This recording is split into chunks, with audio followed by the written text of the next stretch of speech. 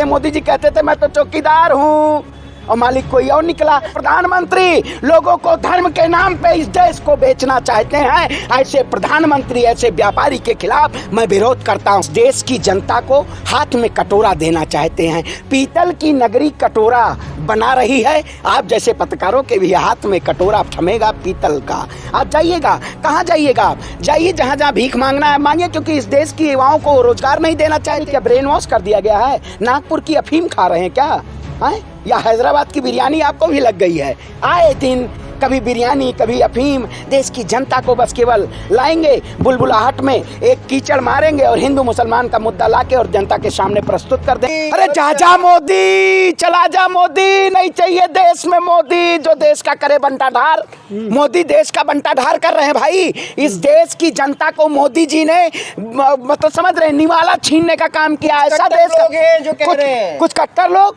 कौन से कट्टर लोग हैं? देखिए हम कट्टर लोग नहीं हैं, हम भारत के निवासी हैं। जो जनता के अधिकारों की बात करता है, जनता के आवाजों की बात करता है, हम ऐसे नागरिक हैं। लेकिन देश के प्रधानमंत्री जनता की आवाज को नहीं सुनना चाहते हैं, वो केवल चंद पूंजीपतियों की आवाज को सुनना चाहते हैं।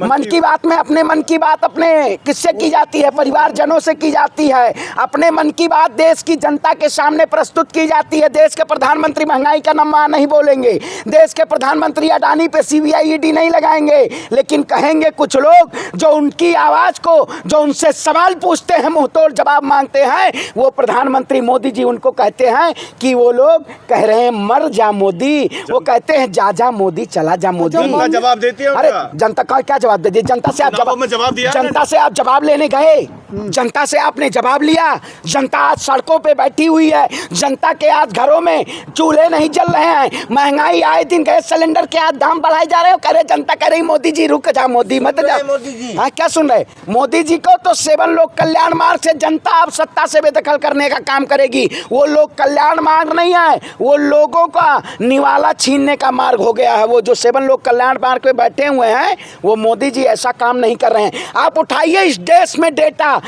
के अनुसार क्या देश के प्रधानमंत्री ने, जिन्होंने कहा था सबका साथ होगा, सबका विकास होगा, सबका प्रयास होगा, लेकिन बागेश्वर बाबा ने तो लाके रख दिया हिंदू राष्ट्र होगा।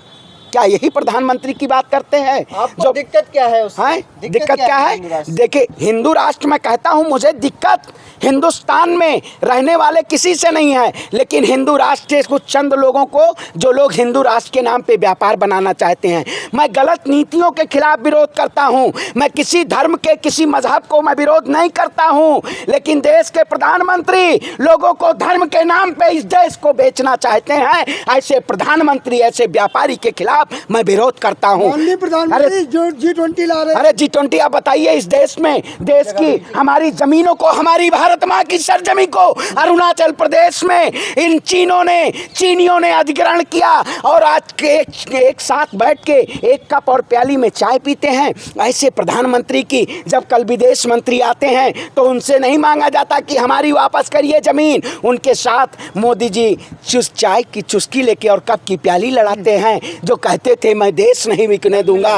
भारत है, विदेशी नेता भी आके मोदी जी की तारीफ करते हैं। अरे भैया अपने मुंह में मिट्टू बनना, आप भी बन जाइए कि मैं सबसे बेहतर पत्रकार हूं, मेरे जैसा कोई कपड़ा नहीं पहना हुआ है। आप दिल्ली की सड़कों पे चले जाइएगा, मोदी जी की जो ब्रांडिंग लगी है ना, उसमें हर फोटो में एक नई जैकेट है उनकी, नेहरू कट की। आपने देखा है?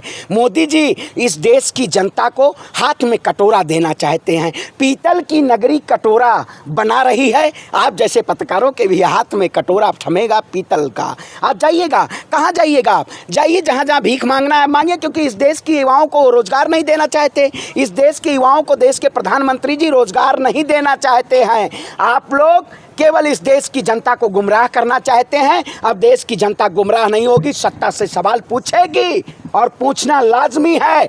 जो लोग हमारे अधिकारों को छीन के, जो लोग नए नए वायदे करके नए नए विचारों के साथ इस देश के सामने प्रस्तुत किए थे, उनके खिलाफ हमें आवाज उठाने की जरूरत है और आवाज उठाएंगे और मुंहतोड़ जवाब देने का काम करेंगे। आप तो जनता दे रही है मोदी जी का चुनाव में, देखिए 3 प्रदेश जीत लिए उन्होंने। देखिए आप बताइए, इससे पहले जहां जहां नॉर्थ ईस्ट में भाजपा का कोई नामो निशान नहीं था, लेकिन त्रिपुरा में उन्होंने दंगा करा के अब की बार जो लोग रिपोर्ट वोटिंग करने गए थे त्रिपुरा में, वो कह रहे थे हम किसी भी जवाब नहीं देंगे बातों का। उनको डराया गया है, उनको सहमाया गया है। इस देश में जब कांग्रेस की सरकार थी, इस देश में जब कांग्रेस के प्रधानमंत्री थे, तो देश में अर्थशास्त्री थे। घोटाले होते थे। कौन से घोटाले हुए? अडानी अंबानी का घोटाला आपने देखा? देश की जनता का पैसा ऐसी तरह धुआं उड़ाया गया। ऐसे देश के 15, जैसे कहते नहीं है, मुन्नी बदनाम हुई नसीबन तेरे लिए। देश की जनता को प्रधानमंत्री ने ऐसा बदनाम कर दिया है, देश की जनता को पैसा लुटाया उन्होंने अडानी और अंबानी की। 2G घोटाला, बोफर्स घोटाला। अब बताइए, अडानी अंबानी घोटाला के पीछे काहे नहीं सीबीआई जांच लगाते हैं?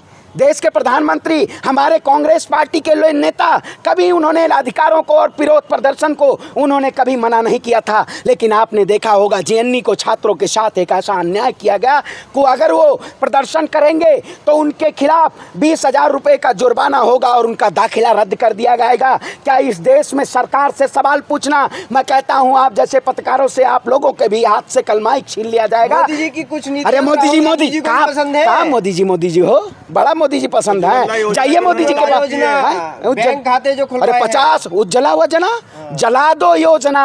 अरे राहुल गांधी तारीफ कर रहे हैं इस चीज की। जला दो योजना। मोदी जी के, मैं कहता हूँ नेता हमारे वही तारीफ करते हैं। मोदी जी कहते थे मैं तो चौकीदार हूँ और मालिक कोई और निकला। तो हमारे नेता हमेशा सच कहते हुए आए हैं। राहुल गांधी जी एक ऐसे नेता हैं जो इस देश को बचा सकते हैं और आने वाले 2024 में वही प्रधानमंत्री बनेंगे, वही देश को बचाएंगे। ये लोग देश को होगा। सभी जो विपक्षी पार्टियां हैं उन एकजुटता तो हो नहीं रही है। ममता बनर्जी कह रही है हम अकेले लड़ेंगे चुनाव। देखिए, मैं कहता हूँ जो लोग सत्ता में, एक अकेला सब पे बारी 56 का सीना, रो के पसीना छूट रहा है 56 इंच के सीना का। जो 56 आए, हमें काहे पसीना छूटेगा? हम देखिए, हम मेहनत कश इस दुनिया से जब अपना हिस्सा मांगेंगे, एक खेत नहीं, एक बाग नहीं, एक मुल्क पूरा मांगेंगे। और जनता इस मुल्क के लिए खड़ी है, हम अपनी देश की आवाम के लिए खड़े हैं। सबका साथ सबका विकास। अरे सबका विनाश कर दिया, आपका भी विनाश होने वाला है। विनाशकारी विपरीत बुद्धि, आपका भी क्या ब्रेन वॉश कर दिया गया है? नागपुर की अफीम खा रहे हैं क्या? या हैदराबाद की बिरयानी आपको भी लग गई है? आए दिन कभी बिरयानी, कभी अफीम। देश की जनता को बस केवल लाएंगे बुलबुलाहट में, एक कीचड़ मारेंगे और हिंदू मुसलमान का मुद्दा लाके और जनता के सामने प्रस्तुत कर देंगी। जनता जान चुकी है, आप लोग को नींद से अब जनता जगा रही है। हम जैसे युवा चुप नहीं होंगे, क्योंकि इन्होंने जनता का खून चूसने का काम किया है। कल किडनी बेचने का काम करेंगे, कल किडनी बेचने का काम करेंगे। आप लोगों की किडनी नहीं बचेगी। अमृतकाल चल रहा है देश में। किडनी है? अरे विष काल चल रहा है भैया, देश में विष फैलाया जा रहा है। बीजेपी 30 साल रही कौन तो सा विश्वगुरु बन जाएगा? अरे भैया, इस देश में कोई काल है? इस देश में केवल 4 ही युग थे, सतयुग, द्वापर, त्रेता, कलियुग है। इन्होंने अमृत काल, ऐसे कौन से काल खंड का नया इन्होंने प्रयोग किया है? ये केवल काल विश्वगुरु की तरफ बढ़ अरे रहा है। देश विनाश गुरु की तरफ बढ़ा रहा है। मैं कहता हूँ आप पहले एक बार तय कर लीजिए, देश विश्वगुरु बनेगा या देश अखंड भारत बनेगा या देश हिंदू राष्ट्र बनेगा या देश बीजेपी राष्ट्र बनेगा या आरएसएस राष्ट्र बनेगा? सब बनेगा। मतलब क्या एक काला चिट्ठा लोग नया एक वो अपने मैनिफेस्टो में से आज कौन सा मुद्दा चाहिए इस देश? हिंदू राष्ट्र से आपको दिक्कत क्या है? भाई मैं कहता हूँ 8 साल आप सत्ता में थे, अभी तक हिंदू राष्ट्र क्यों नहीं बनाए? हिंदू राष्ट्र है। तो हिंदू राष्ट्र फिर बनाने क्या जरूरत है? अगर भारत हिंदू राष्ट्र तो बनाने क्या जरूरत है? पत्रकार महोदय, आप देखिए, अखंड भारत बनेगा। अखंड भारत निकाल लेंगे आपका। सुनिए बाबा जी, आप देखिए, एक बाबा रामदेव थे, बाबा रामदेव कहें या बाबा कामदेव, क्या मुझे नाम नहीं याद है। वो 2012 में भी बहुत बड़ी ढपली बजाए थे कि इस देश का हिंदू खतरे में है। अब उनकी दुकान बंद हो गई, ताला लगा दिया गया है। अब बागेश्वर जैसे ढाबा का ताला खोल दिया गया है। संत का काम है, संत का काम है, संत का काम है निराकार करना। संत का काम है सत्ता में नहीं बैठना। और जिस राज्य का राजा झूठा और पाखंडी हो जाए, उस राज्य का सर्वनाश हो जाता है।